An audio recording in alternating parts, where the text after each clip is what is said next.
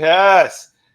Now, it seems like only yesterday we were talking about people playing in Ireland and all that kind of wild stuff. And now it's championship week. Like that, the season blew past us. I have a very august panel with us. We have Dan from Home Squad Sports. We have, of course, from SEC Unfiltered and Fansided, the one, the only Donovan James, and from my deep and abiding friendship pool, Nolan J. Lake, who is our OU insider. And we were off air discussing the wild and woolly early signing period, which will not be a part of today's show, but maybe we'll do a special about it at some point. But if you are following all these gentlemen here, do it, and maybe you can talk to them about signing day. But we've got to pick up the pace because we got stuff to talk about. Championship week is upon us. Who has a favorite championship game? I'll start with Daniel that they are going to watch.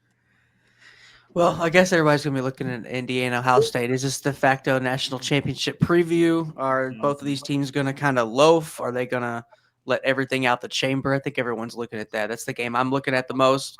So, yeah, I think there's going to be a lot of potential shakeups. Alabama and Georgia. I think this is a time where Kirby Smart proves, he's Kirby Smart.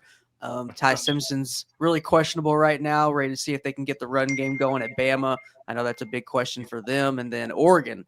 They're looking like a sleeper right now. Dan Lanning, I think, I think he likes it that way. I think they're going to be a sleeper and see who they get matched up with, and they could be a potential threat, in my opinion, to Ohio State. Agreed. Okay, that brings us to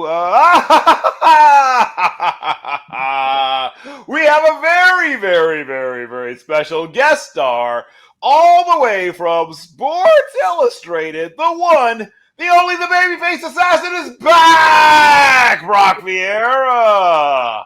There he is. Oh my God, I could not be prouder or more excited. So the coaching carousel will be discussed momentarily, and you get your chance to do your favorite thing, fire some coaches. But before we get to that, what is your favorite game upcoming for championship week, Mr. Brock Vieira? Muted. Oh, man. I bet he's spitting fire, too. I wish we could hear it. Or you can't hear him. I don't know if he can hear us. Well, his mic says it's not muted, but we can't hear him. You can't hear me? Can you hear me now? Oh, there we go. Woo! There we go. Finally. Yeah. It's nothing like my return without some technical issues, right? So first of all, I want to say glad to be back. Love you, Bill. Thank you for having me back on the show. Can't wait to talk ball with all you gentlemen out there. But for me, my favorite game, of course, is the Mountain West Championship. My alma mater, UNLV, looks to win the Mountain West Championship against Boise State. Last 2 seasons that UNLV has made this game, have lost both times to Boise State. This game will be taking place in Idaho again, as it did last season.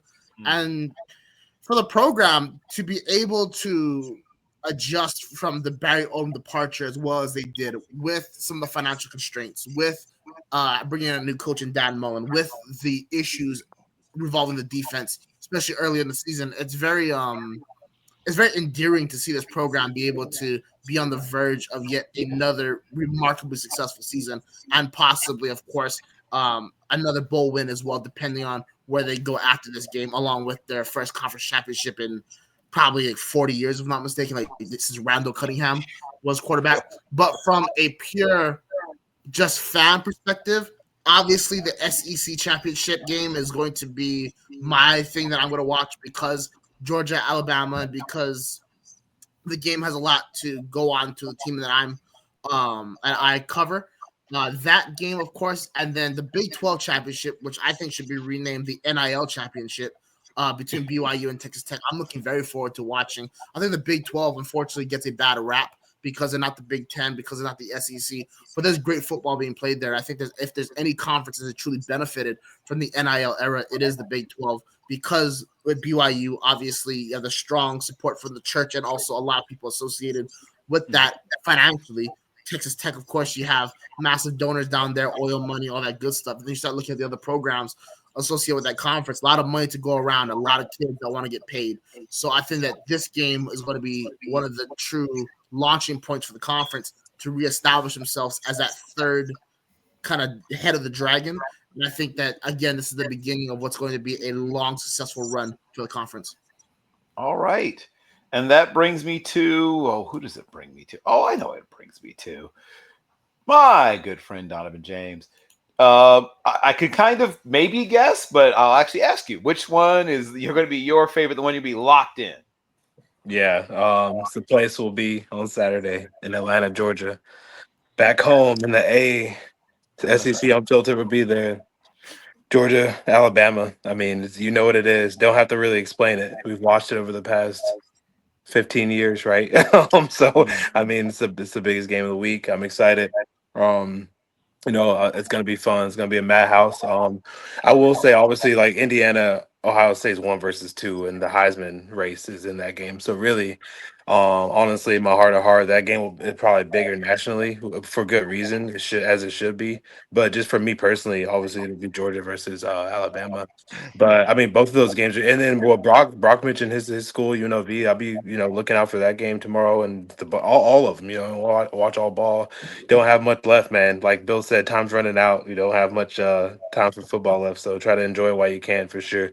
But yeah, I'm just the Georgia Alabama game. It'll be fun. It'll be entertaining like it always is every year. It lives up to the hype. So, and the Indiana Ohio State game, I think will live up to the hype. It'll be a lot better game than last year, a lot closer, especially on that neutral field. So, in the closed dome on Saturday night. So, looking forward to those two, and then like he said, the Big 12 championship, the NIL championship with Crumble Cookie versus Oil Money over there, BYU versus Texas Tech.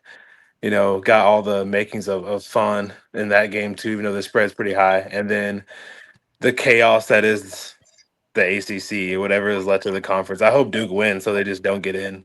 Honestly. Because nobody deserves to be in from the conference to me. If they lose, especially like Miami doesn't deserve it, Virginia does. I mean, Virginia wins, I guess they deserve it. I mean, for sure they'll be out in the first round. But I want Manny Diaz to pull it off, so nobody makes it in the ACC. I want chaos. I want pure chaos. All right. And you Call might my shot. Go Duke. Go Duke. Go Manny Diaz. No ACC team in the playoffs. All right. Sorry, Bill. No, it's fine. No, but direct all of your mail, of course. Virginia will probably win, though. Like, I mean, like I bet on sports. Like, what I mean? Shout out FanDuel, but like they'll probably. I don't know if I can say that on your show if you're affiliated. Well, now you can. But Yeah. I already said it. Yeah, but yeah. I mean, I think Virginia will Call win. us about a sponsorship. We're open. Yeah, I'll try to talk to my. Yeah, we'll talk about that later. We'll talk about that. Yeah. But, To be fair, Donovan, to be fair, I just want to add an ACC team is getting in. Notre Dame is a lock at this point. there we go. At least Yes. have at least one team representing the conference. Yeah. So for those Nobody claims them in the ACC, but sure, So I see what you're saying. I see. I know So someone what- should be claiming them. They're the golden child right now. So for those who are not familiar, there's a term Yeah. called sneaky link, and that is what Notre Dame is. Well, the ACC is to Notre Dame. That is their sneaky link. They're not a member of the conference, but every once in a while, Well, with they Notre are Dame- in every other sport except football. right? With Notre Dame, No, exactly. no. So every once in a while, the ACC gets that "you up" text from Notre Dame. Yeah. Exactly. Hey, well, shout out UConn too. They're independent. Nobody talks about them being independent. Yeah, there's a reason no one talks about them. And, I'm Yeah, gonna talk Jim about Moore them. did a really good job with them. I was this gonna year, say Yeah. Where's Jim Moore right now? they were on their way to like UMass territory at one point. Yeah, they were. Congratulations on They turning were. that. They were the worst team in the FCS probably like what before Moore took over. I guess right. I mean, UMass was there to cushion Yeah, the ball yeah, for them, but UMass, yeah, yeah. it was close. They were yeah. close. You said territory. They were getting close. And not last, because they're still my co-host, but Mr. Nolan J. Lake, what game are you excited about? So I've already got it planned out. First thing that's going to happen is I'm going to go to a local store, get a lot of fried chicken with some mashed potatoes and gravy, all the bread, and I'm going to buy enough so I can just eat it all day, just throughout the games, just have something. Because at 11 a.m. I'm starting with BYU and Texas Tech. That will hit the TV first, and it's one of those games that I don't see how BYU competes in it, but it's college football, right? Yep. I mean, hey, I was in Kansas City for a Big 12 championship when Kansas State ran us out of the field 35-7 with Darren Sproles treating us like stepchildren. So, anything can happen, right? I would like BYU to win just to maybe throw more mess into this situation. I'm with Donovan. Like, the messier this gets, Yeah, better I for me. want chaos. Like, I I just want want chaos. Let's chaos. go. Yeah. I want chaos. I want fan bases just pissed. I want like presidents and governors and congressmen passing resolutions. Like I want. Listen, I've been watching the governor of Mississippi and the governor of Louisiana, and I'm just like, the more like, yes, feed my hunger, feed my darkness with your nastiness and your pettiness with each other. And so I would like BYU, and I have nothing against Texas Tech. I love the coach. I love the money that they have. But I would like BYU to be able to sneak in there and grab that win. But at 3 p.m., I'm turning it over for Georgia, Alabama. And that, man, what a day of football, right? Like this to me, like I love bowl season still. I watch every bowl game. Yep. I enjoy the playoffs, but this Saturday, this weekend is just going to be just consumed with football. And so, can Kirby finally do what he should have done already this year? It makes no sense to me that he's had still this issues even with Nick Saban gone with Alabama. Right. I think honestly, I think this is it. I think this is the time. I trust Kirby a lot more than Kalen, and I feel like Kirby's made for this. And so, not that Kalen DeBoer is a bad coach, but I just feel like this is the time for Kirby Smart just to overcome all the weaknesses and all the defeats that he suffered. And then we'll finish it off with a little Indiana and Ohio State. There we go. Yeah. And so, listen, like that just flows, right? You Hey, got, Nolan, can I show up at the crib? You got the food? You got the Listen, man. Let me pull up, man. Listen, man. I tell you, like me and my son, we do this thing every Saturday. That's a lot of carbs, though, for me. Listen, we get fried chicken first thing. Okay, Go get talk to fried me. chicken and eat it all day. Just eat it, just Yeah. enough for 2 people. And I mean, just like we're shoving food in our faces and yelling at the TV. It's quite the event. But What you're describing is heaven, Nolan. Yeah, That's what you're describing. hey, look, there's no women in the house. You know what I mean? It's 2 dudes, right?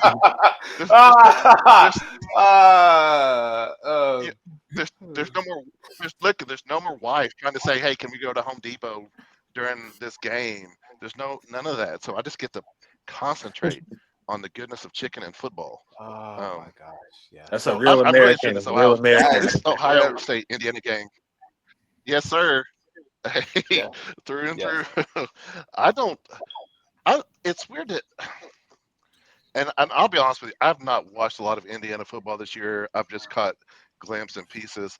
I don't know how good they are. I've seen the scores. I've seen them like the score after they beat Purdue. I've seen them play.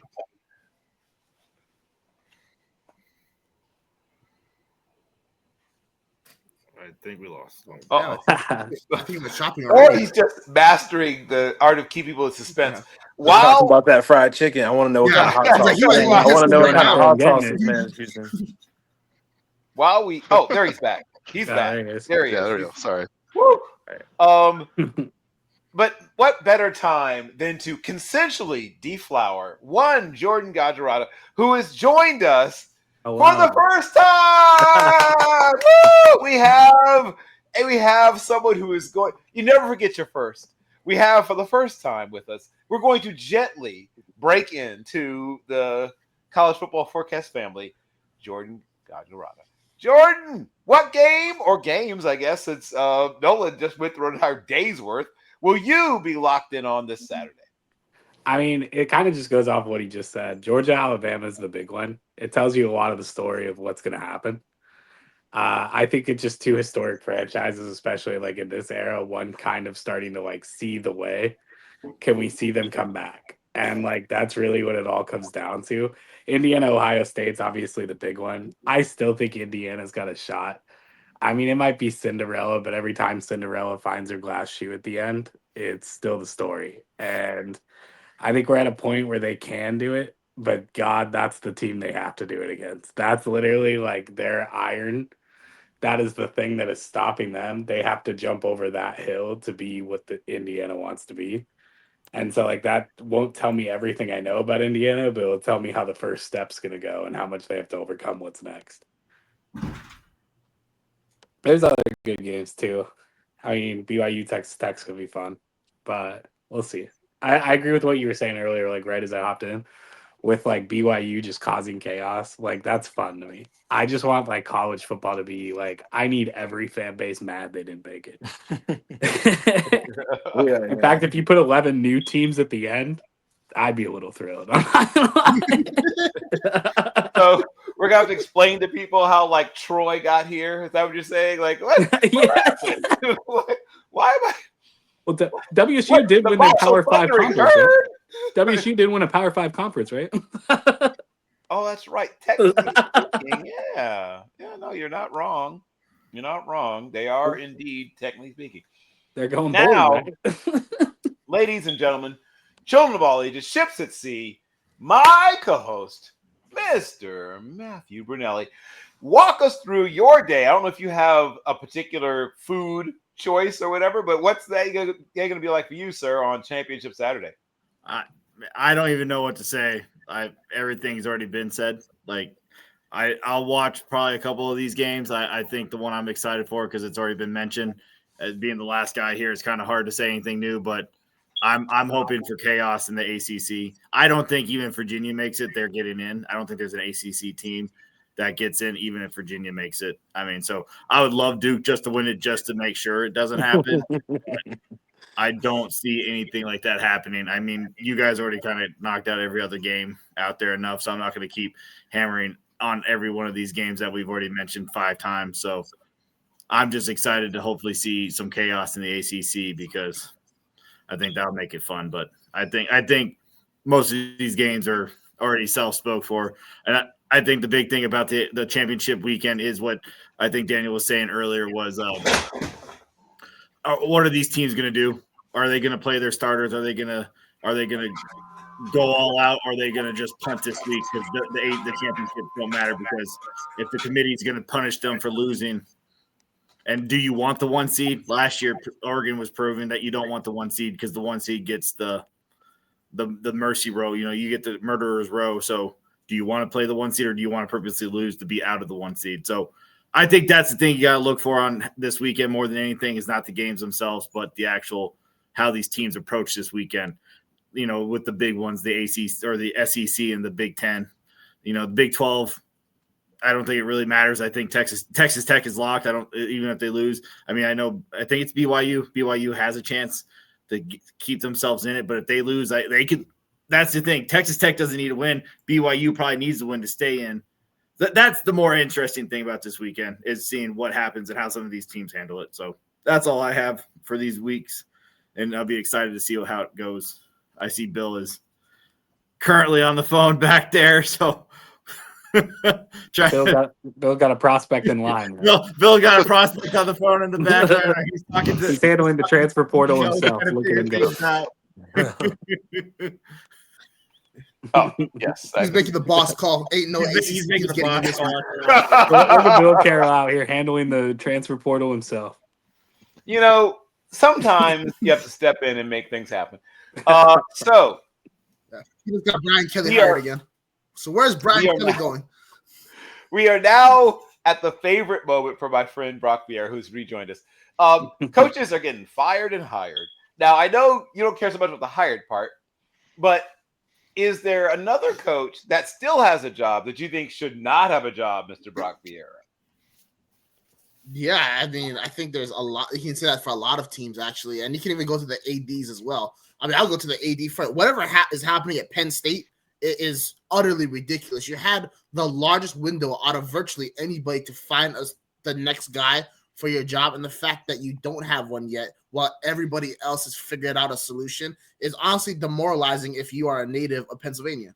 what Penn State is doing right now is an absolute joke. And if they do end up elevating interim, I believe Terry Smith is interim, that's a decision that if it goes sideways, I don't think people in positions of power within that university will be able to survive. When it comes to coaches in general, I mean, as much as I have to walk past them every day, like it's clear that Florida State needs a new direction. Since guys like Jared Verse and Braden Fisk, and even guys who went to other places like Ronaldo Green or Keon Coleman or whoever left the program, there was not enough in the transfer portal in their policy to replace that talent. And it's clear a lack of high school recruiting has not allowed Florida State to maintain the foundation and the standards that they should be setting. In reality, in the modern ACC, there is zero reason why a team like Florida State does not get into the playoffs at least every other year, let alone never, ever doing so since, of course, the inaugural one back in, 2014 or whenever. Obviously, there is the controversy when they got excluded, but unfortunately, the ACC has shown the entire country that they'll just take it and keep moving along. Like, the disrespect shown to the conference repeatedly has not hampered college football in any type of way. I think that speaks to the conference itself and the programs in there. And that's what's going to take me to my next program. Is going to be the University of Miami. I don't think you make the move for Mario Cristobal right now, but I think you start asking yourself some tough questions if Miami isn't able to somehow sneak in through political maneuvering. They're not in the ACC championship game, and regardless of what people want to say, if they deserve a slot in the game, they played by the exact same rules everybody else in that conference did, and they're not in again. Right? You saw what happened last year at Cam Ward, the number one quarterback in the draft, weapons plenty. They don't make the playoffs. This year at Carson Beck, it's about to be the same thing. And when you look at Cristobal's tenure, Justin Herbert, you didn't make the playoffs with him. Even when you had Anthony Brown, you went up to Ohio State and won that massive game the year or two after. You still didn't get into the college football playoff. And if you're a program like Miami, you got to start to ask yourself, we see what Florida is doing right now. We're going to start to lose ground in that recruiting battle if we can't get them to the show because we don't have that SEC media platform to preach to kids. Money can only take you so far. It's all at the end of the day, it's about coaching. And Cristobal has proven as a tactician he can't get it done again. And I mean, you could say this about a whole bunch of coaches, but I would say that the last guy that I think needs to get the boot is probably Lane Kiffin at LSU. I don't see a way in which that hire does not become Brian Kelly 2.0. I've said this before, and I'll say it again. Everything that happened in Lane Kiffin's life was going up to that moment to make that decision to stay at Ole Miss. At Ole Miss, it was the perfect environment for a coach of his caliber, where you can be an offensive guru and not have to face the pressure of not knowing the defensive side of the ball compared to some of your other fellow coaches. It's a place where some of your deficiencies as a tactician, as a leader, as whatever, do not get amplified because at a program like Ole Miss, they accept, not making the playoff every year, but being successful here and here out. Where they accept 8-win seasons, accept 9-win seasons, where it doesn't always have to be you have to win every single game and you have to compete for the SEC every single year. That's not the same standards at LSU, and there's a reason for that. LSU has experienced multiple instances of championship success this century. Lane Kiffin, as a head coach, hasn't. I don't know how this is going to work out, and for that single reason, it should stop before it even gets started. Okay. Well, that was actually very well put and tasteful. I can tell, like a sense of maturation. I love it. Thank you, Brock. You didn't have to flame anybody. Everything you said made perfect sense, and I actually agree with a lot of what you said. Oh my gosh, this is a beautiful, beautiful moment. No, it's an odd moment for you and me, my friend. It is. It's beautiful and odd, like so many things in my life, beautiful and odd. So I'm going to jump over to Daniel. Daniel, you have seen some of the coaching maneuvers. Do you have a favorite and a least favorite of the ones that have happened so far in terms of some of the coaches that found new homes? And what do you think's going to happen at Penn State? Since, as Brock pointed out, they had this huge – it's like that person that starts like on their group project first and then at some point gets kind of lazy and then realizes, oh, crap, it's due now. No, I totally agree. I think I think you should add Bill O'Brien to the list of coaches who should get fired. Oh. But if I want to think about some of the coaches changes, my favorite move, I love Heartline to South Florida. I thought whoever was going to get that South Florida is potentially walking into a gold mine. They're going to be P4 before you know it. They're about to get a new stadium, and they're in Florida. It's recruiting pipeline, just a paradise out there. I live in Louisville. I got to see Charlie Strong pretty much handpick everybody from Florida, bring them to Louisville, and build that program up. So talent's there. So USF and Heartline was a good one.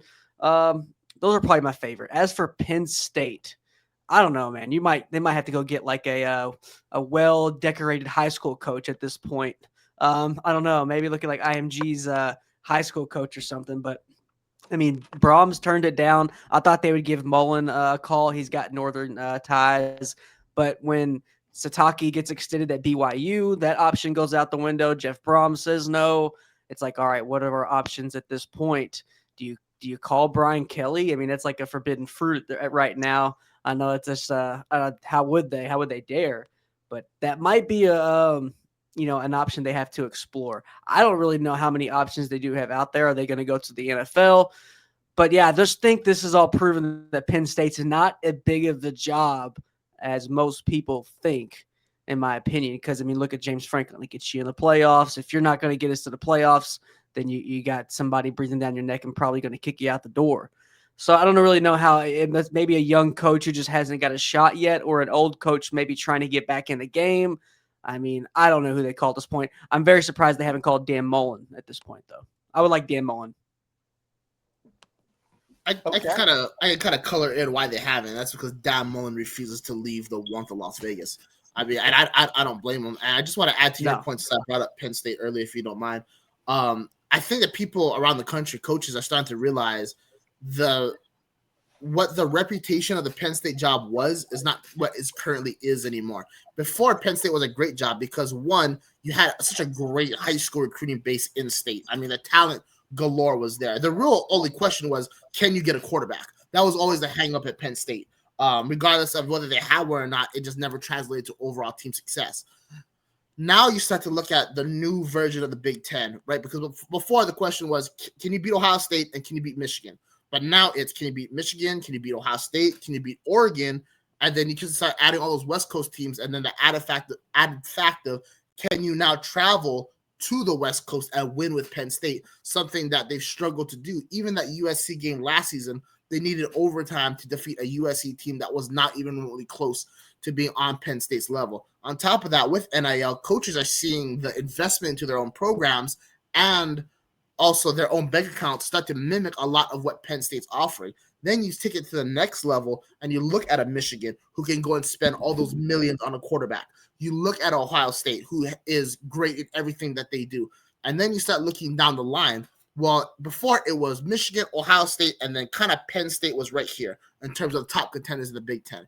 Not only do you have all those West Coast teams coming in, but you're starting to see massive improvements made to programs that were considered above average to middle tier. I think Indiana is being the perfect example. And when you're a coach and you're seeing a guy like Kirk Cignetti travel with Indiana to Oregon and not just beat the Ducks, dominate them the way that they did, and then you start to think of everything that Penn State has to offer in terms of what you're going to have to handle living in a place like that, or just the lack of, cell phone service, right, in Happy Valley. That might be enough to drive people away. In the world of modern conveniences, the cracks in Penn State are starting to show a lot of old school ideologies that, quite frankly, they have not been able to improve of, because for me personally, I still think that there's a mindset within some parts of that program that's still stuck in the paternal era. Oh my gosh. Brock is on a roll. Killing it. Okay. So that brings us, I think it brings us to who takes the job, right? I mean, we still haven't gotten a good answer to that. I'll throw some names out, or people they should at least be considering. Now, most of the big names, as was mentioned, either aren't coming or have already declined. I think it's time to adjust your expectations. I think that there are people who have proven that they're great at developing quarterbacks. They have coached, they've been head coaches at the professional level, though not in the NFL, but have been a coordinator in the NFL, have developed a bunch of quarterbacks, helped to develop Andrew Luck, Justin Herbert, had a hand in developing, have worked also at times with, oh my gosh, Davis Mills and a bunch of others. And I am not a person that thinks that this will happen, but they should at least consider. He's right now, not far from them in Maryland. He's proven he knows how to recruit that part of the country. Yes, I am talking about Alfonso Pep Hamilton. Now, he is not the sexiest name, but he has been a good coach for a long time. He was in the UFL as a coach and general manager, which means he at least understands how to run a talent evaluation process, which is more important in the college than ever before because of what's being said about NIL. You're having to do essentially pro player or college player evaluation in addition to high school player evaluation. He's done college player evaluation, obviously, and he's also recruited at the collegiate level. I don't know how many other better options they would have. Well, they have a few others, right? CJ Kenny's name was bandied about quite a bit, and unless I've suffered a blow to the head, I don't think he ever ended up being placed. He's still at Texas State, right? I didn't miss anything, right? Yeah. Texas That's State. a call. I think those two calls I think you have to make. Like, I can't imagine why you wouldn't make those calls.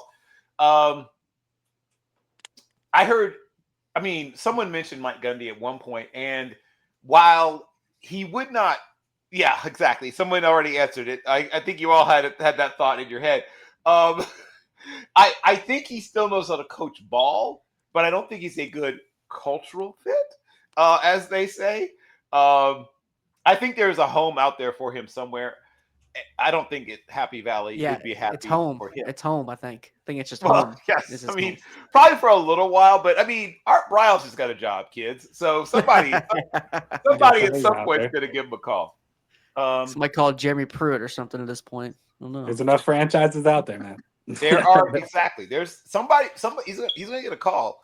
I would also. He's just had a very successful year at Southern Miss. He did really good work at Marshall. He's coached already in Happy Valley. Charles Huff. That is a name that he might not be the first call I make, but I'm guessing they've already been turned down a few times. So you may want to, as I said, adjust, right? Your expectations. If I'm working down the list, he's at least in the top 5 left on the list I have, in my head at least, that I'm going to be calling, checking out. Hey, I'm going to reach out to David Shaw. Another guy with a lot of pro and college experience, and a guy that knows how to evaluate and develop quarterbacks, which has been a bugaboo for Penn State, apparently, as was mentioned by my former co-host and good friend, Brock Vieira. So those are people that are definitely going to be on my list. Like, why would I not at least make them tell me no, as they say, right? You have to tell me no.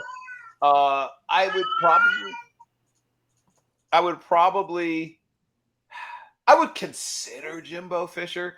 I have concerns. When you have all the resources and the talent that you had at Texas A&M and you manage to not do anything with it, that concerns me. Like, he's not at the top of my list because of that, right? To this day, when I go back and look at, and I still have, a bunch of games from the Fisher years, and I understood why they made the move and why they thought it would work. And I don't know if I don't want to say started phoning it in. That's probably too strong a word. But he seemed not as engaged, I think is the term I'm looking for, as I expected him to be once he got to College Station. And once again, I don't know if it's because he wasn't just fitting in with, I don't know. I'm going to go back to Nolan, who's, I guess physically you're as close to College Station as anybody here. Do you have a good theory for why I think it was Jimbo was such a big flop at Texas A&M? My personal theory is I feel like his style of offense has a shelf life. And that's why I tend to typically like, if you're going to hire a head coach who focuses on one or the other, a defensive coordinator versus an offensive coordinator, not all, but most offenses have a shelf life. It's out there, it gets out on film, it catches people off guard a few years, but eventually everyone kind of figures it out. And there was nothing there's really nothing complicated about Jimbo Fisher's offense. There was just, he had all the pieces in place. He had all the talent there. It just, what Jimbo Fisher team was hard to stop past Jameson Winston.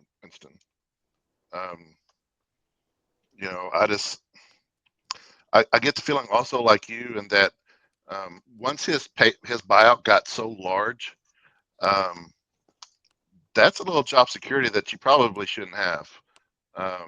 No one's going to pay this. No one's going to pay this dollar amount. I'm going to keep my job because no one wants to pay me what they're going to have to pay me. And so I believe a little bit of that. But mostly my deal is even when he was at A&M, I thought, what is he trying to do offensively that not most teams can't stop? No real in-sync run game, no real in-sync pass game. I think the more that he tried to be dual, the worse it was.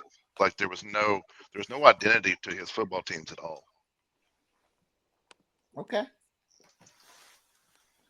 Anyone else want to weigh in on why the heck Jimbo Fisher was so bad at A&M, or before we move on to our next subject?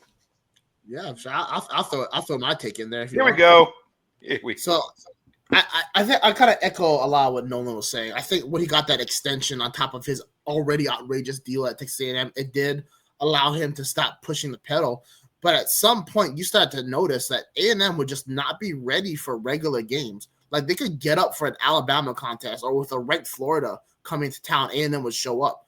But against like Appalachian State, they just would never arise. And I think that when you start looking at his demeanor in the locker room on those contests compared to what it used to be at Florida State, he just didn't have it no more. I also think it helped that he no longer had to live in a shadow of somebody. When you're at Florida State, that shadow looms large because Bobby Bowden's impact is that big. And when you are the guy that Bowden has to retire for so that they can promote you, that comes with a lot of expectations. And knowing Jimbo, considering he was a Saban assistant, because he was a former Bowden assistant, there was that fire and that hunger to be great. And he was, because he won a national championship, made the first ever college football playoffs a year after that, and was on the verge of a third with Everett Golston at quarterback, if I'm not mistaken, before, of course, that blocked kick against Georgia Tech got returned for a touchdown. When it comes to A&M, I think that when you look back at the 2020 season, when A&M did not get into the playoffs that year because they had one loss in that COVID season, but they went on to blow out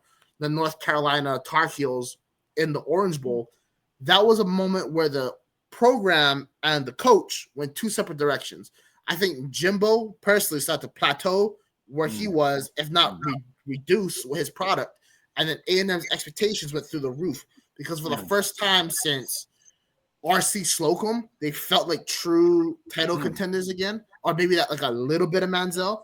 And when you have that, and then Mike Elko leaves, and when he leaves, those deficiencies start showing up. It's kind of like what happened in the NFL with Jay Gruden. When Sean McVay left and those deficiencies start to show up, they start to reveal all the cracks that have been coming because of all these factors that I just mentioned. I think that's why Jimbo flamed out at Florida.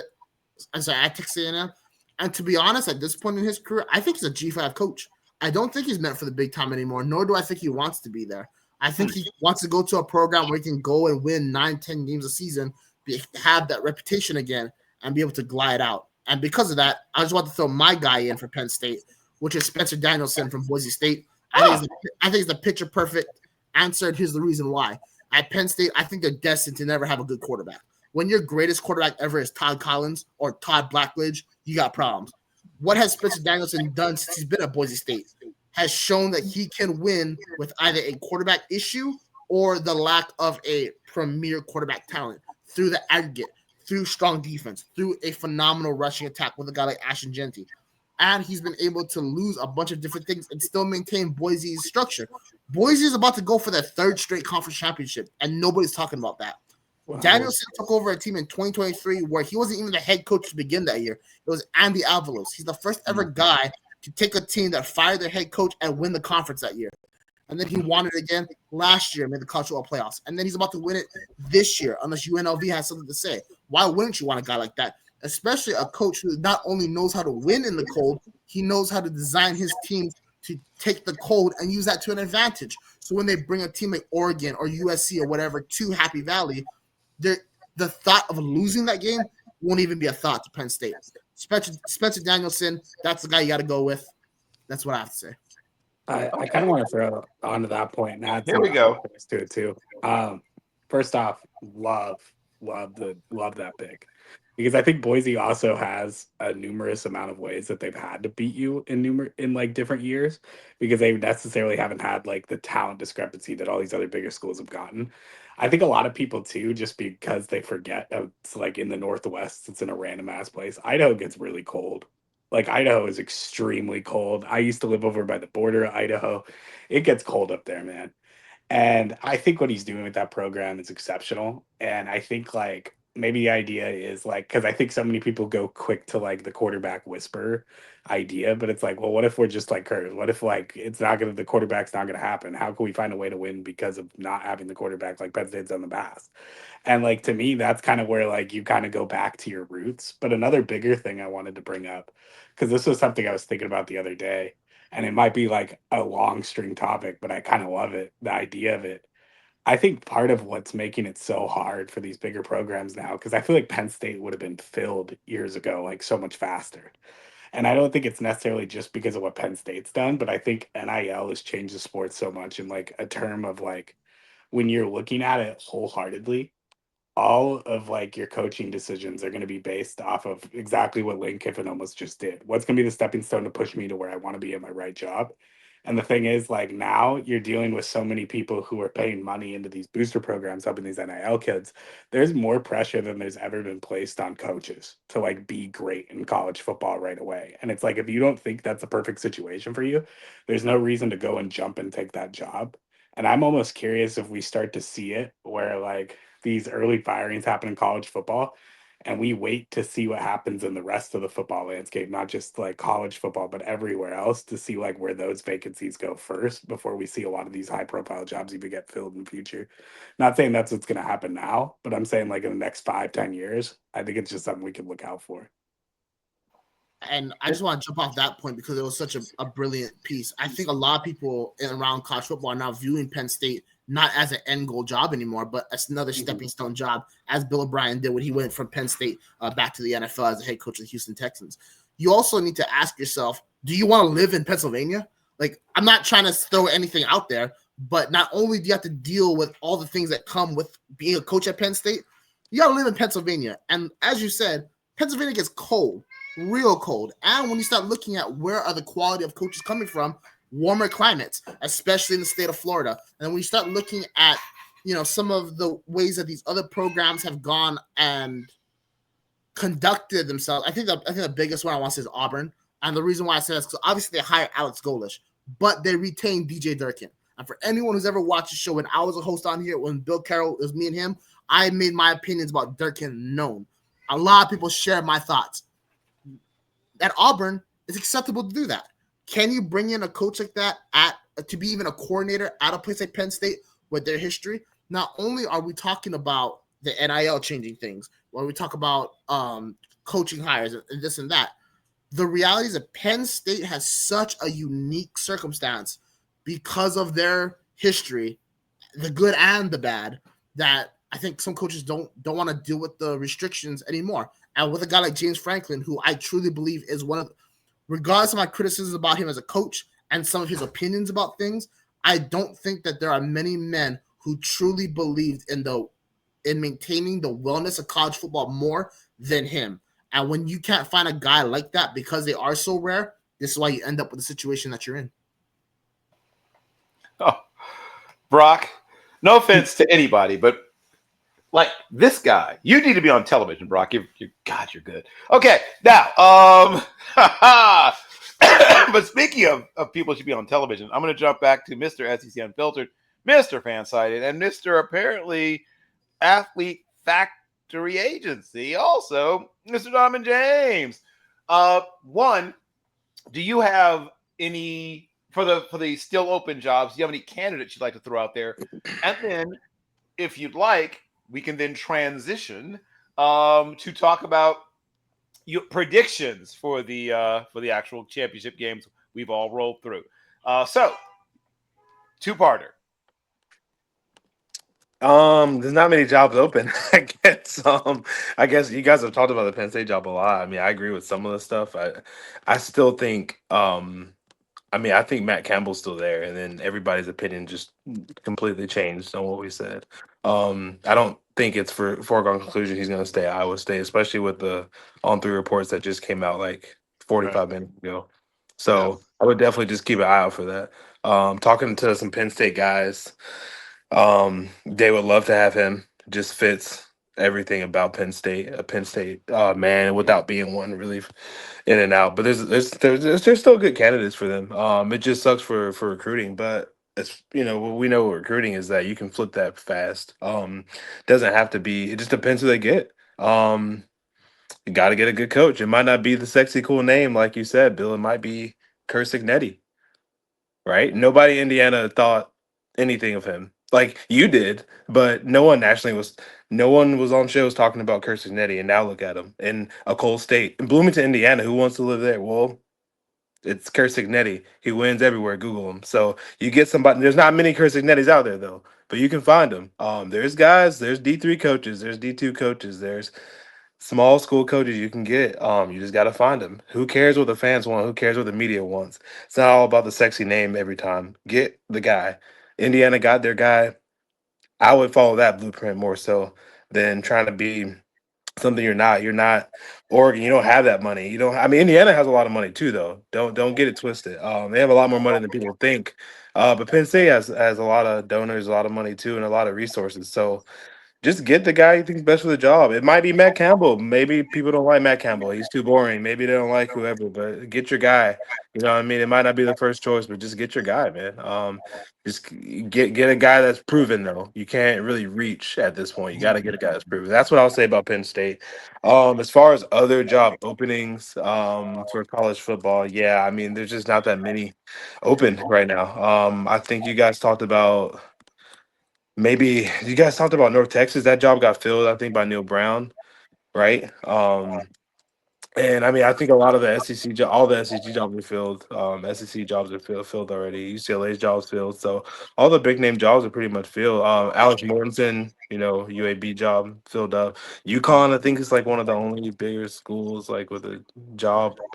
You know what I mean? So that's open. So I mean, you can move on to, you know what I mean, the picking of the games and the Here we predictions. go. and stuff, but, Predictions. I mean, I'll just say, yeah. I mean, in my heart of heart, I think sometimes you don't really know what you have until you gotta just see what you have, man. A lot of this, I've seen so many people talk about coaches they thought were gonna be good and it's a perfect fit, and now those people are out of jobs. Like we don't have to like lose our job and move our family, so we can just pick whoever we want as coaches in the media. But at the end of the day, if you're AD and administration, like get your guy. Who cares what the fans think? If I went off message boards and what fans think, half of these coaches would. Bill, we talked about it to blue in the face. Florida would have picked not the guy they just picked. They would have picked John Gruden, not John Summerall. If you're going off message boards, like I live in Florida, I live 45 minutes from Gainesville. It wouldn't have been John Summerall. I've talked to another Auburn fans. It wouldn't have been Alex Golish. Like Ole Miss fans, it wouldn't have. I mean, I can go on and on, but like. Indiana fans, they didn't want Cignetti. Like, who is this guy? Okay, well now who is he? So just get your guy. Well said. Prediction time. Who wants to be first out of the gate with their predictions for these championship games? Any volunteers? Anybody? I go first. There we go. Yeah. Go get them. Predictions on all conference championships. Is that what we're doing? Roll through them. Yeah. Oh man. Man. The first one is tomorrow, right? Yes, correct. Okay, I don't have them right in front of me. Sorry. I'll give them to you. So, yeah. Yeah. I don't have all of them in front of me. I know all. I want to go in order. Okay, we can do that. Yeah, let's do that. So, as you said, on the 5th of December, which is tomorrow, we kick it off with James Madison versus Troy.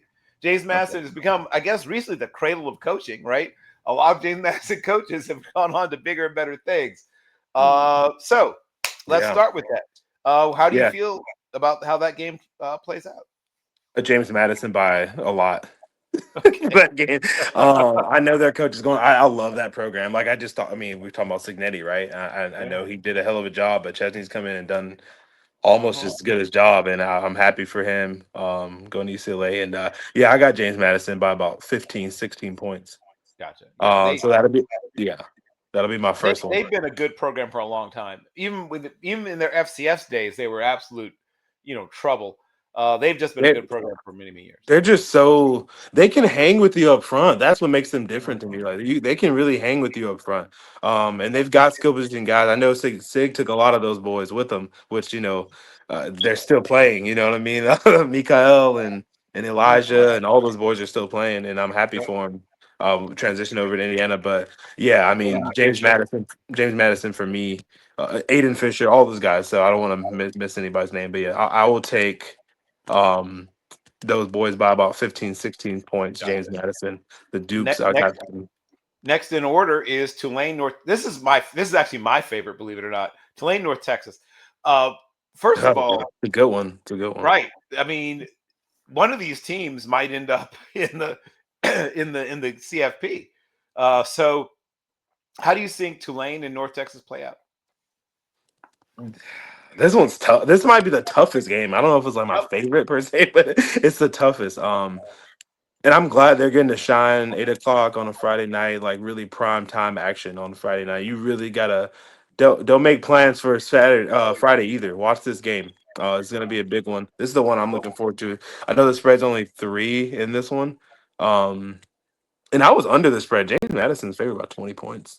So I said Troy will cover, I guess. I got respect Troy enough to like them not lose by 21. But yeah, Tulane. I got North Texas. Gonna go with the mean green. I think they win. I think they pull it off. Tulane's a hell of a team. I think the 3-point spread is perfect. It's gonna be close. It's gonna be high scoring. I mean, I'm thinking maybe in the low 70s. I know it's only 64.5, 65, but I got North Texas. I think they pull it off. I would love to see them in the playoff. I think they can get a team some trouble in that 5-12 matchup, possibly, especially on offense. Not saying picking them to win or anything. Don't quote me on that, but they can give somebody some trouble.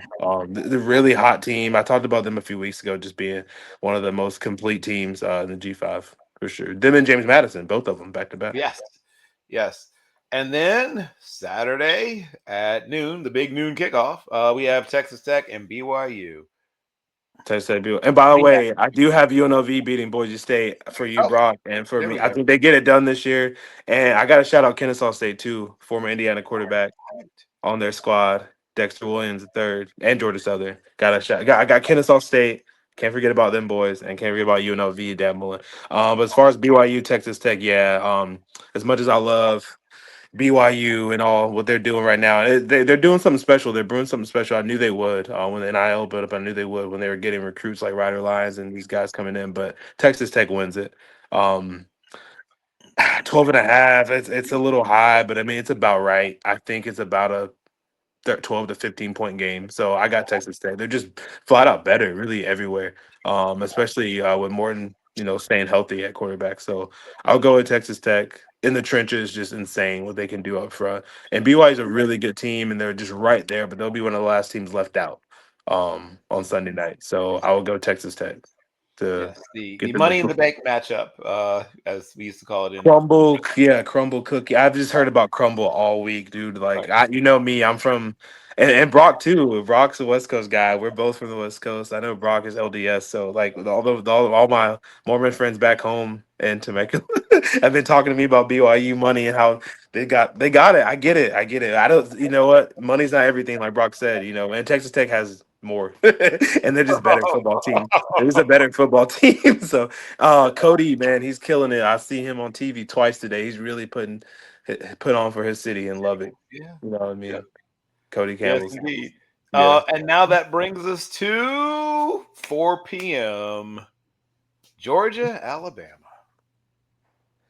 Toughest game to pick, really. I do think Georgia gets it done this year, though, or versus Alabama. Hopefully, they'll have to play them again.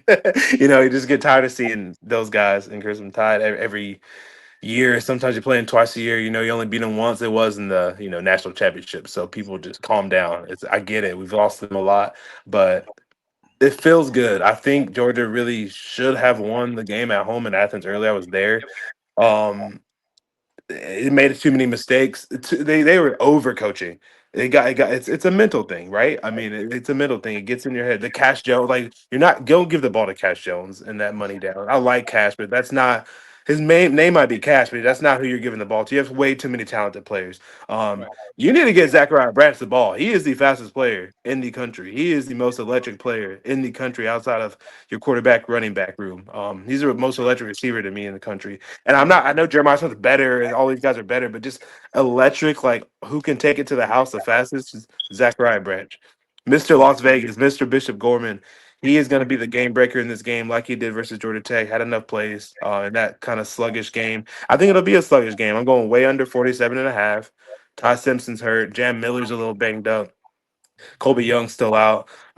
Big injury up front for Georgia with their center out probably for the season. So I think it'll be a little sluggish. I'm thinking like a 20-17 ball game. I think Georgia wins though. All right.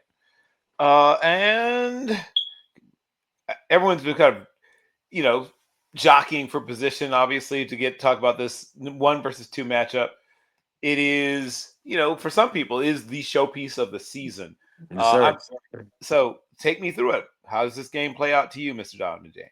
I can't wait to watch this one too, man. It really is going to be a fun day on Saturday. Just going through all these games. I know Duke and Virginia are at the same time, but I mean, most eyes will be on the house. We have expanded our lives as we get older. We have split screen, multi screen, so there's no excuse not to watch multiple games at once, especially if you have YouTube TV now because they're back with the whole ESPN debacle. But this game's on Fox anyway, so it should be straight. Joel Klatt and those boys on the call. It's going to be fun. Indiana, Ohio State, I think it's 5.5, went up a little bit from 4.5. So that's about right to me. Ohio State they're special, man. I came on this show last week and I mean pretty much everything I said happened. Michigan couldn't score. Julian saying is that dude. And Ohio State's just better than everybody else. And it's just true. Like, I'm sorry. Like, I'm not an Ohio State fan. I don't care if they win or not, but they're just better than everybody else. And it's not really that close to me. And this game, 5.5, that's kind of low. Like, I think Ohio State wins by a little bit more. It's not going to be a blowout, but Ohio State will be in control of the whole game. They'll win by about 10 points. Just depends on what they want to do. Do they want to run the ball a lot? Do they want to throw it and open it up? I think they open it up and throw it early. I don't think they mess around with this team. I think they're better up front. I think they're better in the long run. They can break Indiana down. Indiana is a really, really good team. I know somebody said they hadn't watched Indiana. I watch Indiana pretty much every game, covering them with Hoosier State of Mind. Really, really dominant team, and they're the truth. They are a national championship contender. I'm not saying anything bad about them. It's just Ohio State's just really, really good, especially right now. Like Julian's hot.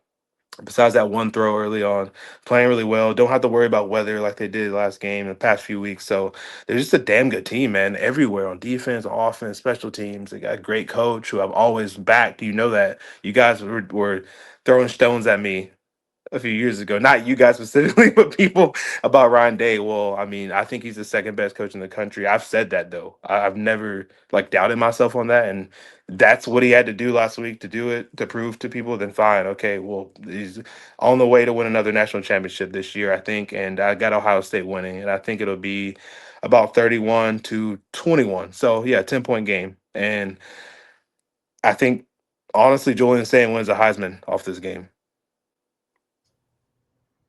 I would love for Diego to win, though. That's my guy. I love Diego. I'll tell you stories about Diego in Nashville. I went there once. I saw him, hung out with him a little bit, but he's the truth. I can't wait to see him and his family tear up Nashville, or tear up New York. But I think Julian Sayin was the Heisman. I think Ohio State wins this game. Is there anyone who has, before we move forward, who has a different read on that game? Sees that game differently? Maybe? No? Okay. Then we can Yeah. I mean, to an extent. Oh, okay. Go ahead, George. Not necessarily the thought process. I really do think, and I hate to be the person to say it, I think Indiana gets absolutely popped in the mouth. And it's nothing against Indiana. It's nothing with that. I think this is this is oftentimes a story of where you're watching like a team like Indiana. And I wouldn't say like pop in the mouth, like college football pop in the mouth where you lose by 30 points, like that's not what I'm saying. But I'm saying like 10 is fair. Double digits, I think, is almost there. Because it's like, to me, it's just like Indiana's been on this roller coaster ride of like incredible moments, stars that they've created. All of the story is a story of Indiana and their coaching development and everything in that program just becoming what it's become. And it's incredible. And they have talent. They have talent for days. Ohio State has a ton of talent too. And like they've been two different routes to that talent almost to an extent. But the biggest thing I think is like if you truly want the Indiana, like this idea of like Cinderella, right? Like Indiana should not be where Indiana's at. Some people may have thought that last year. I don't think anyone saw 12-0. I think this is the one where you get punched in the face a little bit, so it makes you better a few weeks later. And that's personally where I'm at still with it. Okay. I see that. Do you think it's? Can I ask Jordan 38-15 last year? Are you thinking about the same? I'd say a little bit. I'd say like 30-15 would be more of where I'd be like than 38-15. I think it's like a 15-point game. Everybody in Indiana's agreement defense just scares me. That's the only thing. Like their defense is really good And that's enough, fair especially Great. in It's a great their defense. defense really is good enough to control them. But I just don't. There's matchups. I just think when you start throwing to like Ohio State always has Carnell Tate and Jeremiah Smith. You start throwing to a third wide receiver on Ohio State, they're just better, way better. Like their fourth wide receiver is so much better than Indiana's fourth corner. Like that's exactly what I was gonna say. So like top for top, I think them more than people give them any credit for. But it's when you get into that depth and then those guys start having to sub out, that's what's gonna tire them down. That's it. That's what's gonna tire them down. I agree with you, Jordan. I just have it a little bit closer, but yeah, we agree. That's the same. It's the only reason I think. And then I I think Mendoza might throw like a pick or two and get sacked. Strip fumble, something like that. Like he doesn't really turn over the ball too much, but I mean, they just don't protect him as well as. And Julian just doesn't make really mistakes. I mean, and that being said, I think this is almost the game Indiana needs to get punched in the mouth. So then when they go back and they're actually in, they start actually taking this like back to where they were underdogs. And like I think they could go back in and like become something even better because of them getting punched in the mouth by Ohio State. Okay. I can see that. I think that Ohio State defensive line is just going to give them so many problems. I mean, Caden Curry, you got McDonald, Kenyatta. I mean, it's just going to be a big problem. Sonny Styles, Arvell, Caleb Downs. I mean, the list of their defensive guys, it's just it's like, real. You just named like 7 first-round picks, dude. And then they got Jermaine Matt. I mean, it's just so many guys who just fly around. I'm afraid that Ohio State's going to win. And they're still going to come back better in the playoffs. Both teams are going to be better. That's what Indiana's going to be better in the playoffs. So is Ohio State, in my opinion. I think they're all going to. Ohio State's that good. They're just that good. I think our eyes aren't lying.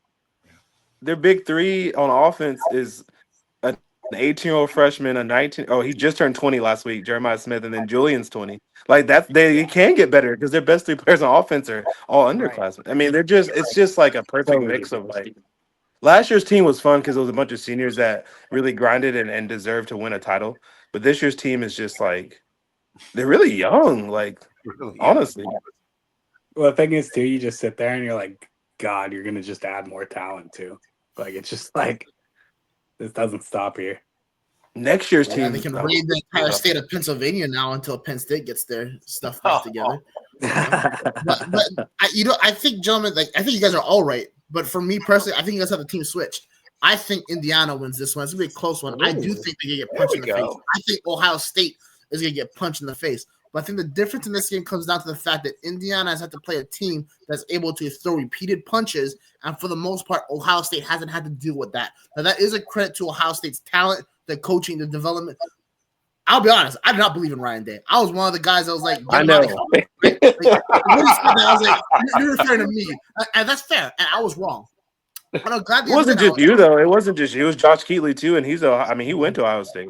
So Josh was on that train a lot harder. Shout out Josh. That's my boy, though. You know that. But yeah, I mean, we love it. He wanted to fire that guy. Now he's the coach of the year. I mean, okay. I mean, I get it. But me too. I think Ryan Day, honestly, he needed an expanded playoff, and that's the thing though. But that doesn't change who he is as a person. And as a coach, he's always been the guy that couldn't win all of them.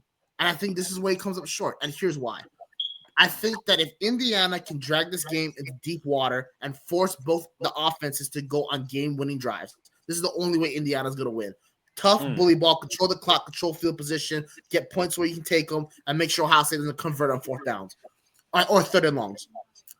If they can take this in deep water, I know Fernando Mendoza can drive Indiana downfield. And I know we can all talk about that Penn State game. But the game for me that confirmed to me how I always felt about Fernando, it was the big game last year, Cal-Stanford. Cal goes on a 98-yard drive to win it. I'm not sure Ohio State can produce that yet. I think this is the game that Ohio State needs as the catalyst to go on their championship run, because they're still my favorites for the national championship. Okay. With all that being said, I could very much be very wrong, and this is like a 45-3 conversation. Ohio State in the moment. I don't think a scenario where Indiana blows out Ohio State, but I do think Cignetti is good enough as a tactician. They have the veteran experience on that team, and they have the experience of playing Ohio State in the shoe last season. Then that's what's going to prepare them for this matchup on Saturday. Again, with that all being said, this could all go to shit immediately, and Ohio State can just put belt to ass. So, but I think Indiana pulls this one out in the end. I do like Brock's point about that. I said that if Indiana needs to win this game, it's got to be.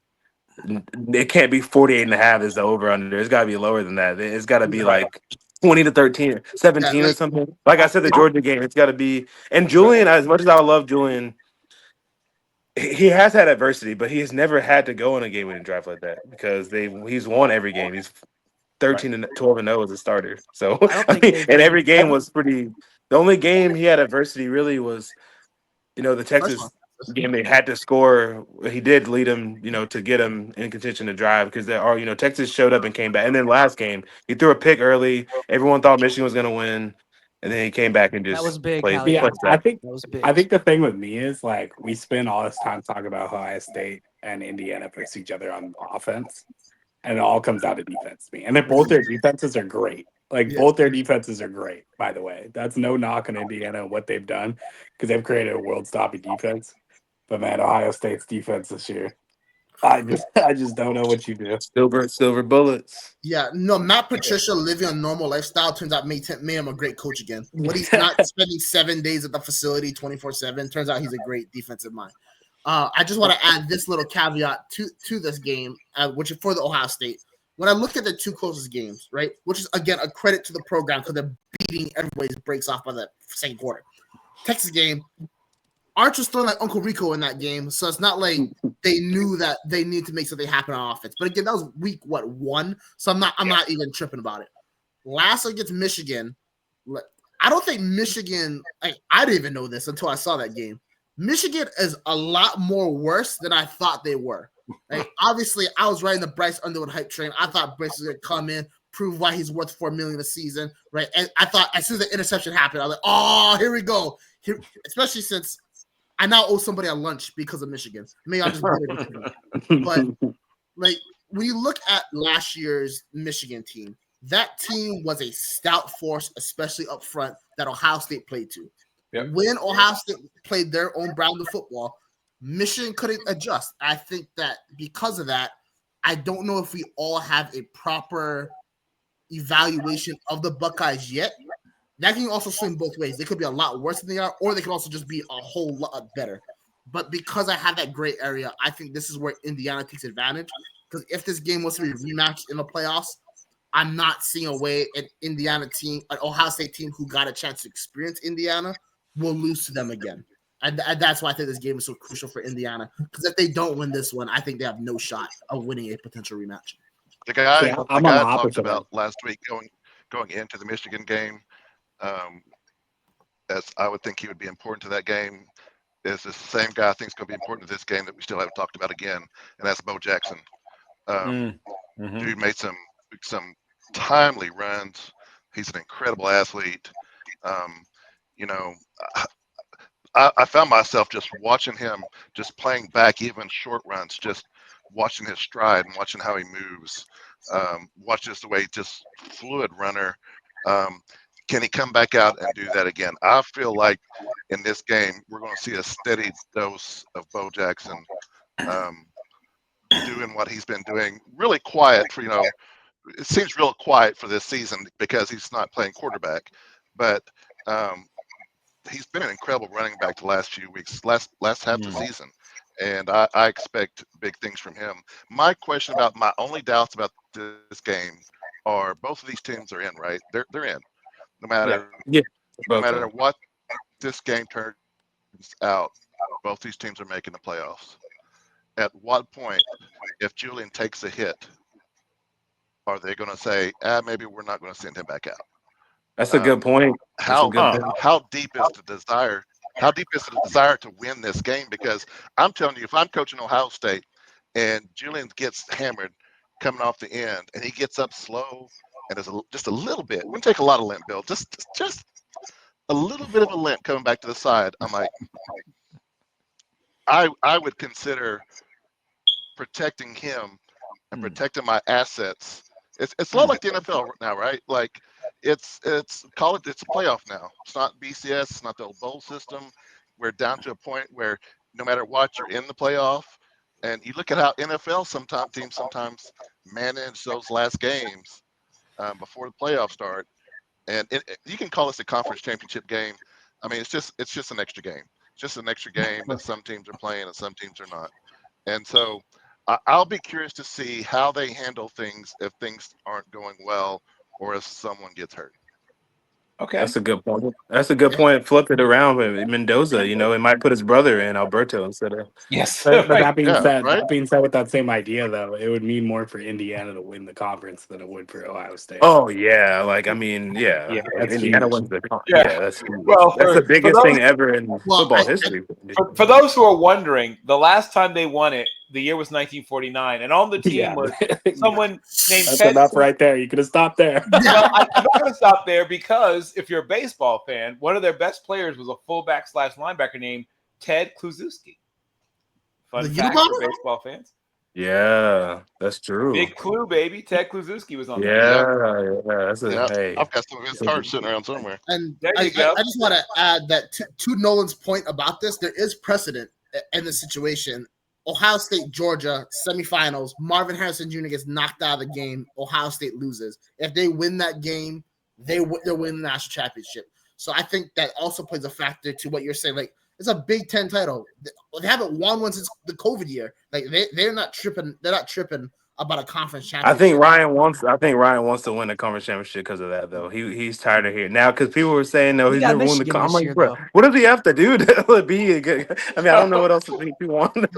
He's The never only won time the they should Michigan, win a he's all right. conference championship is if Michigan's on the other side. And Yeah, and now but- that but you let- guys- But let's be real. How much does it dog him at the same time if he loses to Indiana right after losing Michigan? No, That- these that guys. hurts not him, too right? much if he They're was the not- title in February, January, February. You know what I'm saying? Well, they don't Yeah, want to. yeah. They don't I think want to that's- lose. Yeah, I'm they're just playing devil's competitive, advocate so. on it. Yeah, I mean, plus, I mean, you do have, like I said, the biggest Heisman implications are in this game, Julius. Yeah. I mean, nobody else. I mean, Alabama and Georgia's a great game, but like Ty Simpson and Gunnar are winning the Heisman. They might be on the ballot, but Julian and Fernando are both in New York already. Like whoever wins this game, I think is going to win the Heisman. Oh, yeah. So yeah, I mean, it's still a big game. Now I do know this though, like I haven't been able to speak to Fernando ever really. He's a great kid, great guy, I love him. But talking to Julian this offseason, I know Nolan, what you said is 100% true. I agree with you, but that's just not him. Like now, they might take him out. He might not have a choice, but he's gonna want to play. Like that dude's. I know he doesn't look. He doesn't look tough. He'd He's just take a beach himself out. kid. Right. Beach boy from San Diego. I know how he looks, but he Well- is tough as hell. Like people kind of look at him like this guy, like looks like he's in a boy band. Like, but I think Well, it's- and the other- it's and- with West Coast players, and see, the especially other- The other aspect I'll throw to his point too, where it's like, if Ohio State sits in, like, you still have another chance of that Heisman crowd no matter what. Like that's the thing is like with Mendoza, like you might just shoot the shot right now. You might be more willing to just like let him play it out just to like get that schooly recognition already. Like I think that's an Yeah, interesting point to it. Hey, with this NIL money, man, like winning the Heisman is a bag. Like you can't just Yeah. poo-poo that now. It's not just a trophy anymore. It's like your agent wants you to win the Heisman. Like you can't go out and just say I want to win the Well, Heisman, but like your agent and your NIL team Get want you that to win Dr. the Pepper Heisman. That's money. marketing what? deals you're missing out on. So like, yeah, Well, these guys are gonna and on top of that, with that too, it helps the school when you're smaller like Right. Indiana. Yeah. yeah, And then on especially top of all that, Indiana. but Yes. Well, right. well, Indiana's never come within. Mark I Cuban think- would be so happy if they Right. got I the think biggest. the highest an Indiana player had placed before in the Heisman voting would think was 8th. Man, even WSU's done that. Right. Yes. That's my alma mater. you went to Washington State. You went Yes, to sir. Washington. Washington State boy. Yeah, he went to Washington State. Yeah. That's why you were on the border. Of Yes, sir. Yes, sir. Last year Curtis Rourke finished 8th. Yeah, and then and Anthony Thompson was second. Second. That's Anthony right. Thompson. The Yep. A train. Like I said, Anthony he Thompson. ran. Yeah, Andre Ward won that year. Mhm. That's about as old school as knowledge I can give you, because Right. Bill's usually the one dropping that. But, like I wasn't born yet, but I know that I only know that because writing. Easy killer. Easy. Oh, Brock wasn't even thought of. Right. It doesn't look like my boy Jordan down here. He looks younger than me, even though he's got the We're gonna beard. get to I'm this probably younger than you. preview and Texan State game. I'm in my late 20s, man. Starting my late 20s. Just No, I'm starting. saying you look pretty young, even though you got the beard. I never saw Anthony Thompson play, but I mean, I know he finished second. I honestly couldn't tell you much about him. Hey, I feel you, man. I was alive during the Ryan Leaf days, but not by too much. Oh. But not by too much. Not by too much. Yeah, I was alive too, yeah, but yeah. Believe it or not, there's another game going on at the same time as the game we spent almost half the show on. So, Daniel, please remind America that there is another game being played at 8 o'clock on this Saturday. Yeah, we're not done there. We do have the ACC championship. I'll go ahead and echo. I don't think an ACC team or G5 team should be allowed in the playoff this year. That doesn't mean next year. I don't think there should be 2 from each in next year. But this year, right now, I don't think they deserve anywhere near a playoff. But with that being said, Darian Mintz is a fun guy to look at. Just love to watch him play football. Like his mechanics a lot. Manny Diaz, definitely would be his biggest win, I guess, as the head coach at Duke. But with Virginia, I don't know. I feel like we forgot about Virginia for like 2 or 3 weeks, and they come back and we hear they're still in contention. Like, all right, prove more. Then 2 weeks go by, and then you still hear Virginia, and I don't know what to think about them. Yeah, that was they're just a really weird team. I think just with ACC, it's really a weird year with Clemson falling off a cliff, SMU not being as good as they thought. We got Belichick dating a college student, and then we got Louisville, who I thought was going to be in contention. They just didn't really live up to snuff. So the ACC has been disarray. So to see Duke even in the championship game just proves how crazy it is. I think I'm going to lean towards Duke, just honestly off quarterback play. I think Virginia is overall the better team, but I think Duke's this will be their Super Bowl, right? I mean, Virginia is going to hope to maybe get into the playoff, and then they're going to get waxed first round. They have more to play for, I guess, if you look into it at that way. But man, it's just really hard for me to pick Virginia. I don't know why. I just not a fan of just how they play ball. I guess I'm just not a fan. I don't know. They're just a really beatable team. They don't really necessarily have a cold identity. I think their quarterback play is above average, but Darian Mintz is, I think he checks the box on the quarterback matchup. But give me Duke in a very close game. This will be an ugly one. I don't know I think it'll be like a 28-31 game, something like that. That's what I'm thinking with Duke right now.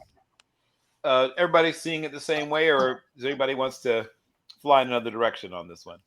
Well, I'll just add this. The reason why no one has confidence in Virginia is because Virginia low-key sucks. I mean, you start looking at their losses and their wins, and like, oh, wow, this is – first of all, they should be undefeated if they were a realistic national championship contender. They've had a cupcake schedule this whole season. Obviously, they do have that big win over Duke in Wallace Wade, but then you start looking at the rest of the schedule, right? You lost to a Wake Forest team who is in the middle of a rebuild. Obviously, what Jake Dickert has done this year there has been great, but they're not like – the Wake Forest of like 3-4 years ago. then you like the Florida State game. You need like Florida State was not good. We didn't know that at the time, but they're not good, and you needed double overtime to beat them. Louisville is all right, and you needed overtime to beat them. North Carolina, like to your point, like they weren't good, and you needed overtime to beat them, and that also took the most random. Not random because they failed the 2-point conversion, but it also took like a multitude of weird events for that game to finish in the way that it does. I want Duke to win just so I can say that Manny Diaz has a ACC title before Miami, which I think that'd be hilarious. And also, I think Manny Diaz is a dark horse name to be considered. He didn't get hired anywhere, right? I didn't miss that, right? Manny Diaz still at Duke. He's still at Duke, yes. Okay, good. I'm just making sure because sometimes people get hired all randomly. Maybe he goes back to Penn State. I don't know. He was the former DC over there. I don't see how that could be a negative thing. But I think Duke has a lot to play for, more than Virginia, even though Virginia has a lot to play for. Virginia is like this is their 1 year because with Franklin going to Va-Tech, they're gonna lose whatever they built in the state in the DMV, essentially. And then you start looking at the conference in general. I think within the next 5 years, the top 4 teams aren't even going to be on the Atlantic Seaboard, and that's including Notre Dame. I think you look at Cal. I think we look at Stanford. They're going in the right direction. And SMU probably has the most money out of anybody in that conference. So when you look at the circumstances that we all criticize Duke for getting into the ACC championship game with, they're the same thing Virginia got into the ACC championship game with. They just had a much easier non-conference schedule. So my thing to add to that too is like even in Virginia's wins, they aren't that impressive. Like Virginia will have a game where like, yeah, they won by 2 points, but then it's like Washington State. And you're like, why is that taking that long? Why are we playing with our food so much? And I feel like anytime a team goes against Virginia and they score 20 points, it's instantly like a level of fear that Virginia enters, and it's like, oh God, we can't fumble this. And they play so much off of we can't fumble this that like they don't end up playing their game. And that's why I feel like Duke is a great chance right now to just like literally sock them in the face while they're doing that. They're gonna get 21 points, and all of a sudden they're gonna be scared for their lives. They're not gonna know what happened. Duke's defense is horrendous, though, I will say. And that's true. I know he's a mixed bag, but I like Chandler Morris a lot. Thank you. So I'm going to swim in the other direction a little bit. I was talking crap about Virginia earlier, but like he really helped. I don't think they would be where they are, obviously, without Tony Elliott. Duh, of course, he's one of the best. You know, he's done a good job with Virginia. I mean, they were only picked to win 5 games. Frankly, so I mean, really, like, they kind of are a bad team. But I get that they have every one of their games they've won it essentially by like, you know, a limited series of unfortunate events. I get that, but those are the toughest wins to get. Coaching really matters in those wins, right? It's not like you're just running out a bunch of mastodons and crushing everything in their path. That's not the kind of team Virginia is. It's sort of like Signetti's first Indiana team, only not as good, obviously. But like it's guys cast-offs and guys from here and guys from there and 3-star and 2-star recruits. Tony Elliott's done a fantastic job. And should they have lost probably more games? And should they have probably not lost to Wake Forest? That was the one where I was like, ugh, right? I watched that game and I was like, because I was like, okay, they're doing their Virginia thing. And then at the end, you know, somebody will catch a missed field goal and return for a touchdown, and Virginia will wiggle off the hook again. I was shocked they didn't find a way to win that game. But that's where coaching really shows up, is when you are winning those games you have no business winning. That's coaching. Tony Elliott is a really good coach.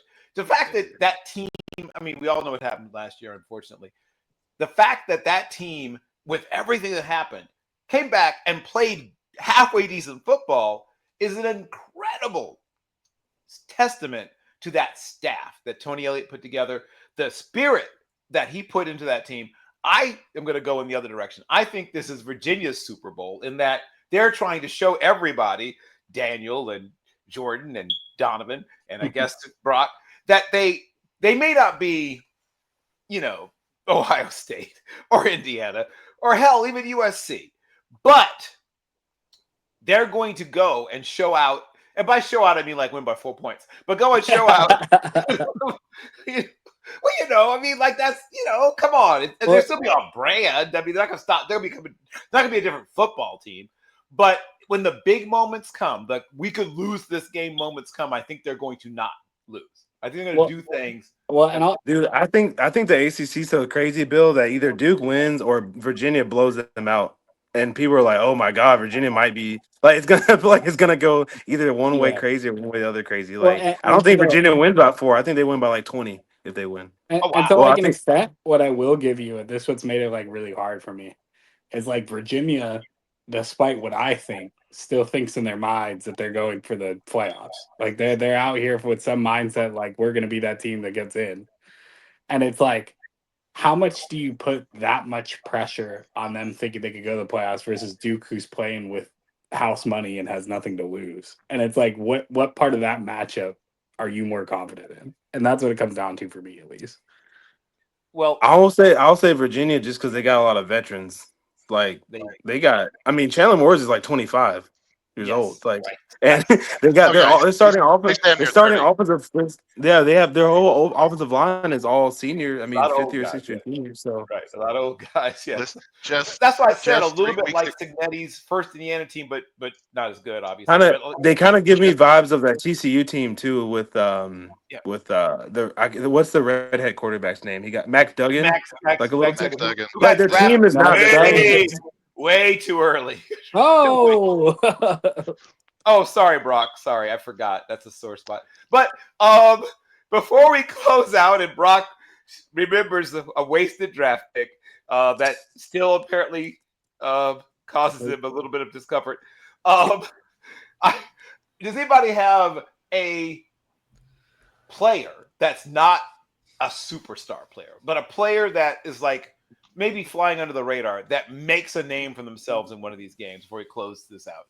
Who has a player they want to throw out there that is not one of those, not Jeremiah Smith, not Sonny Styles, not all the people, not all those 14 different first round picks we've talked about.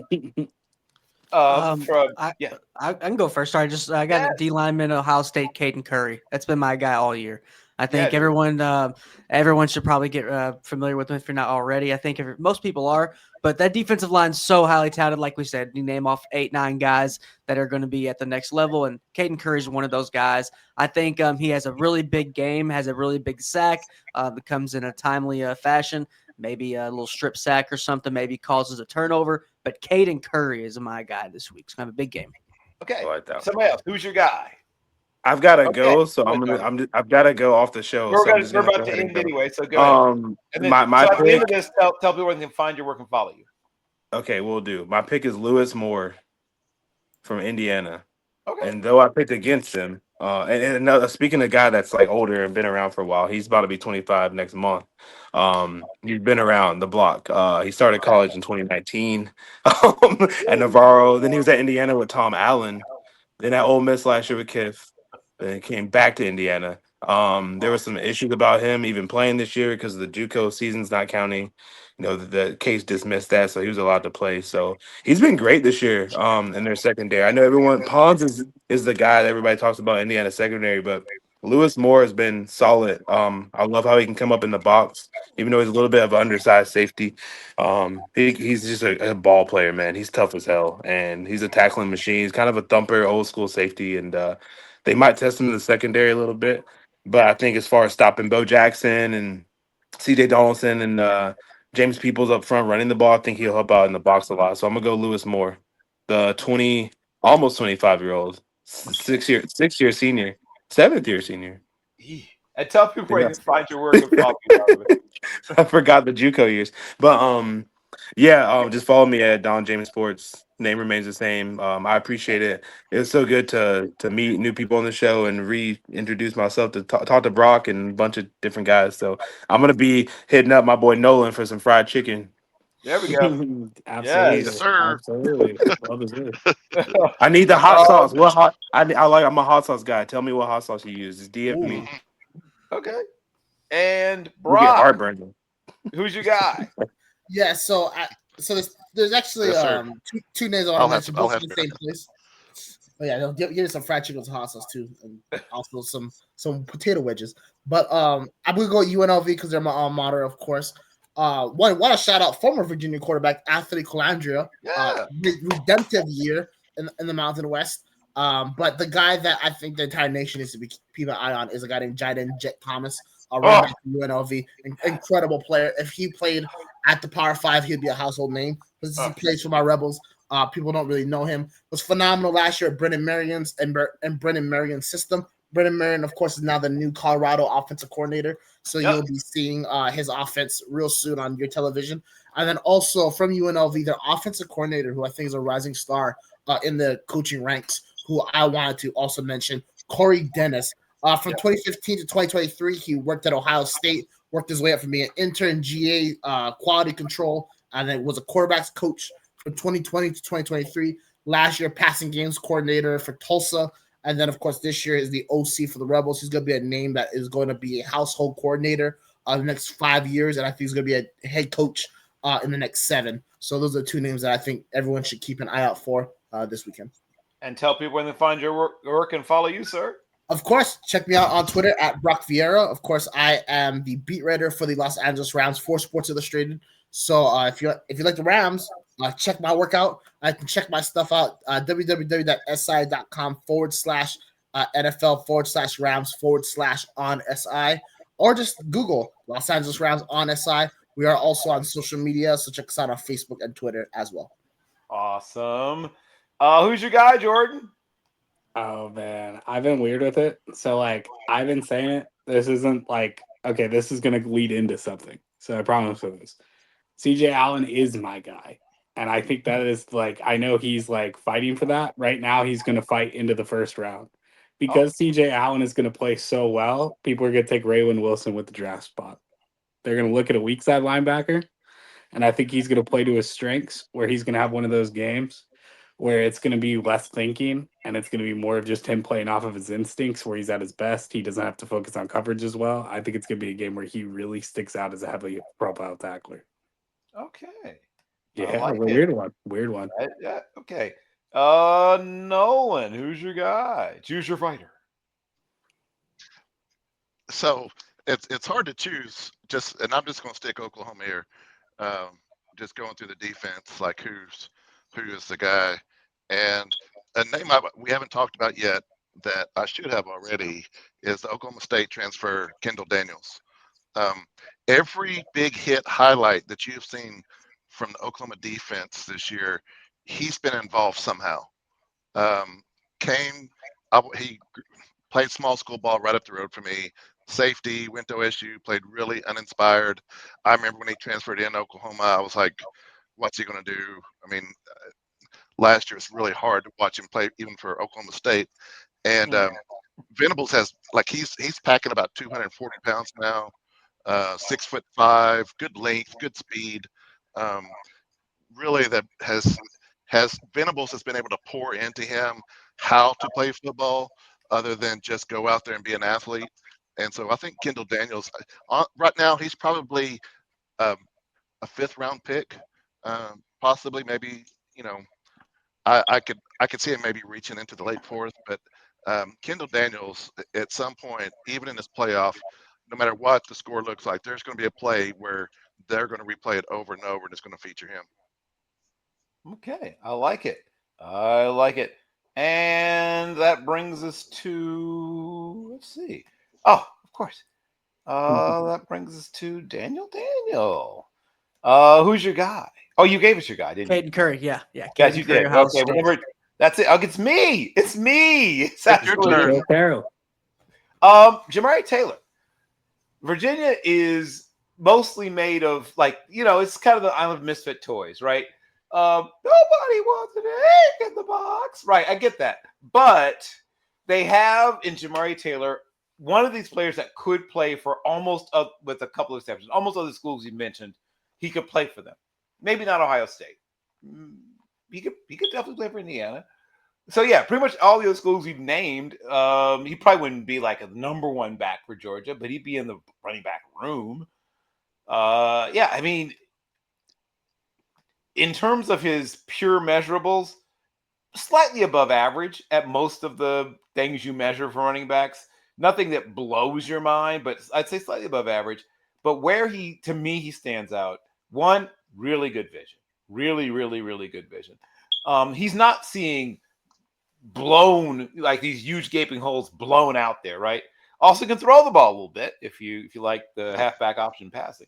But he's productive, tough for a guy his size. I mean, he's not little. He's just he's Monangai-esque for those who are trying to sort of picture him. And of course, I fell in love with him even before the transfer. I fell in love with him. He was back at NC Central, where he was flat out killing it in the MEAC. And obviously, I was excited when he got this chance to go to Virginia. As now he's getting a graduate degree from Virginia, which is a good thing for those that are familiar with academics at UVA. They student athletes at UVA are legit student athletes. You are not. You're not. Was it? You are there to play school. To sort of paraphrase Cardell Jones, you go to UVA, you are there to play school. Football's a nice little bonus. Watch out for Jamari Taylor. Probably a mid to late day 3 guy, unless he runs super, super fast. He might threaten to push towards day 2, but I think more likely he's a day 3 guy.